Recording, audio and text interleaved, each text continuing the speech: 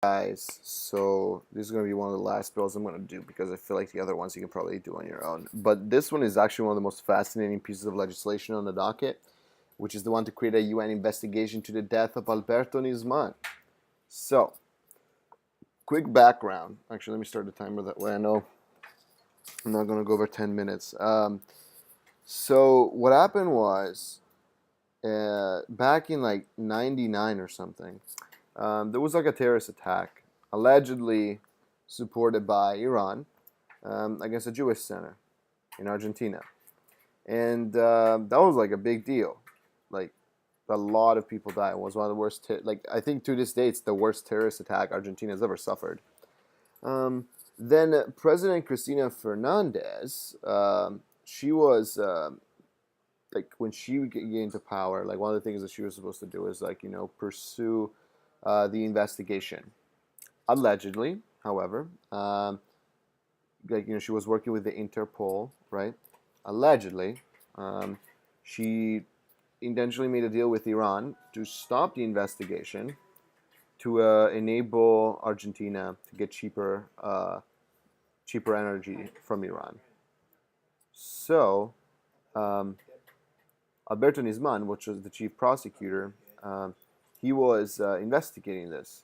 Uh, he was investigating whether there was like obstruction of justice and intentional misconduct, and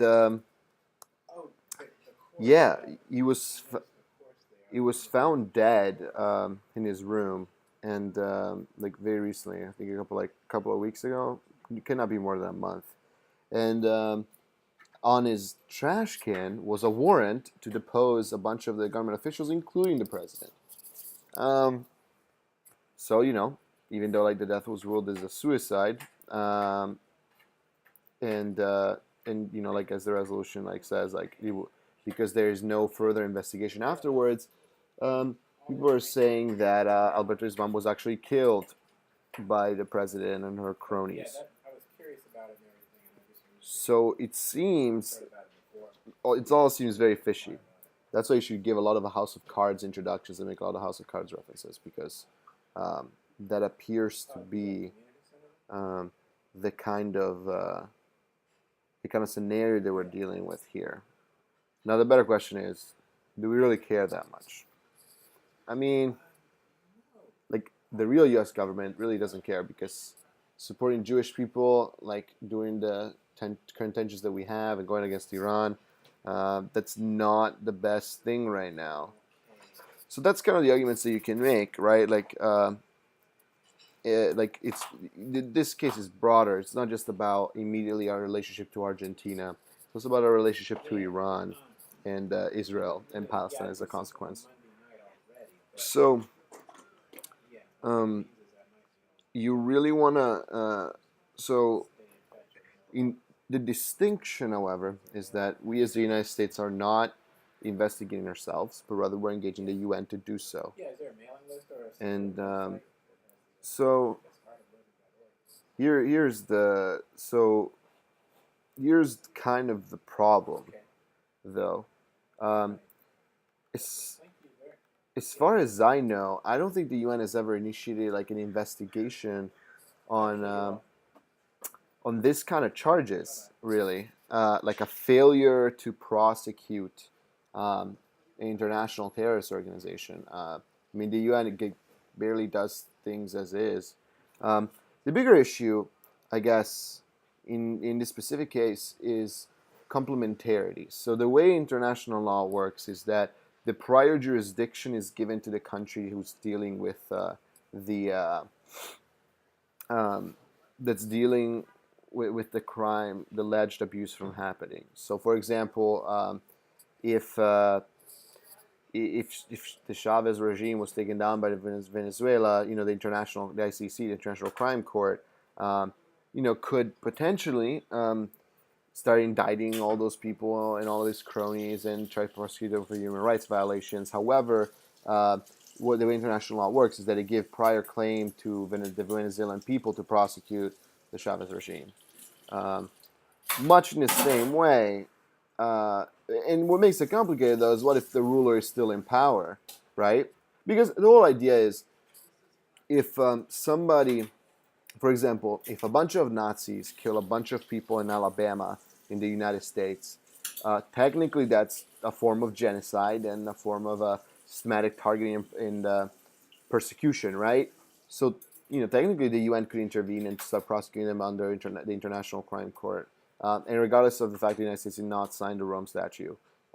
Specifically, they give the prior jurisdiction to the United States to deal with this issue, as opposed to like superseding the country of the crime, of the origin of the crime.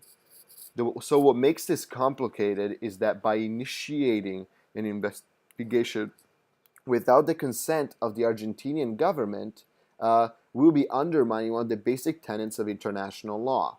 And then you can run like generic disadvantages. Like if you undermine international law, you undermine soft power, which undermines our our data gathering and like our intel against terrorism. So it actually exacerbates terrorism, or it undermines our ability to make agreements and be reliable with other nations. So in the case of NATO or NAFTA, thereby undermining like environmental reform, economic reform, and that kind of stuff. But really, I guess the question is like, how atrocious was this?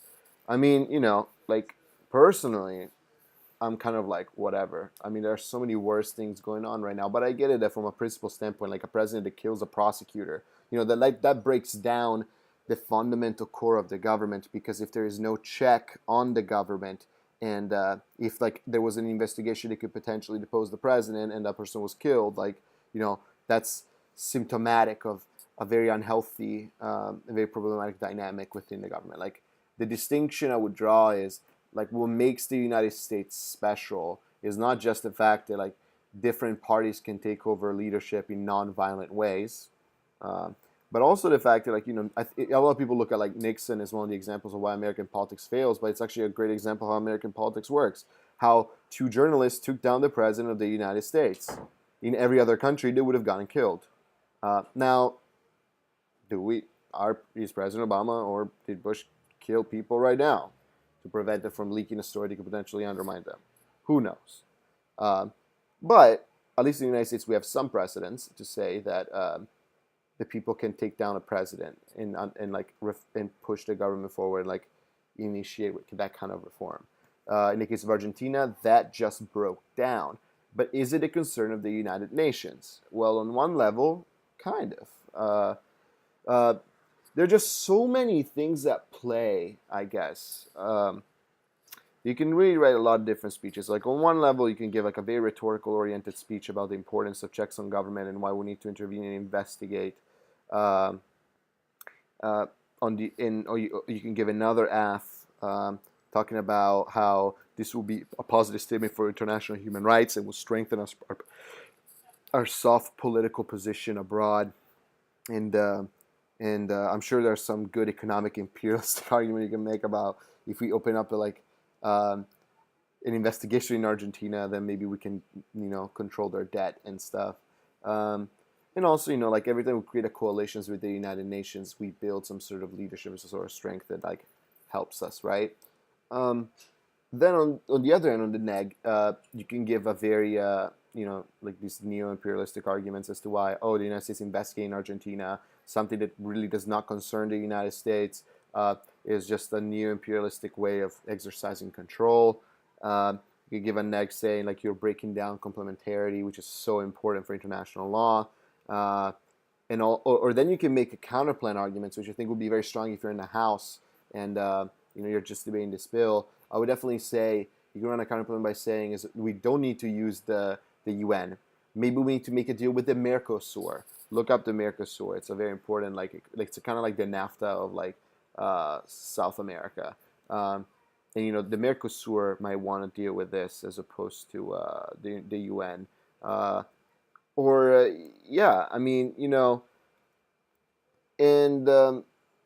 it's just one of those things that I don't know. There really isn't a constitutional concern about the separation of powers here either. It's a pretty straightforward kind of suggestion, and Yeah, I mean, it's a very principle-based argument, and it's a fascinating concept because just nobody saw that coming. Like, this is how bad Argentina has gotten. They allegedly killed the prosecutor. Um, and I guess there are also arguments you can make about Iran as to if we go ham on this, we also prosecute Iran and make Iran accountable for international terrorist attacks, which and then you can say whether that's a good thing or a bad thing due to the recent claims made by some Republicans in Congress about their nuclear program, um, or like this might help reaffirm our protection of Jewish people across the world and human rights across the world. I just think it's just a fascinating issue, and it's definitely worth considering for debate.